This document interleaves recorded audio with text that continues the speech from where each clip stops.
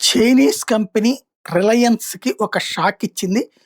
2019 నాటికి సంబంధించినటువంటి పరిణామాల్ని బేస్ చేస్తూ ఒక 1000 మంది రీసెర్చర్స్ అలాగే $200 మిలియన్ సొమ్ముతో కూడినటువంటి రీసెర్చ్ అండ్ డెవలప్‌మెంట్ వ్యవహారంలో గత 5 సంవత్సరాల నుంచి జరుగుతున్నటువంటి ఒక పరిణామం ఇప్పుడు వెలుగులోకొచ్చింది. వాస్తవంగా రిలయన్స్ వాళ్ళు లిథియంకి సంబంధించినటువంటి ఇయాన్ బ్యాటరీకి సంబంధించినటువంటి లిథియం సంబంధించినటువంటి పరిశ్రమ వ్యవహారంలో కీలకమైన అడుగులు వేసుకొచ్చారు. అయితే చైనీస్ టెక్నాలజీ సంస్థకి వీళ్ళు డబ్బులిస్తే ఆ చైనా సంస్థ దాన్ని వాడుకుని వదిలేసింది. టోటల్‌గా ఇప్పుడు ఆ సంస్థతో రిలయన్స్ సంబంధాలు తెంచుకుంది.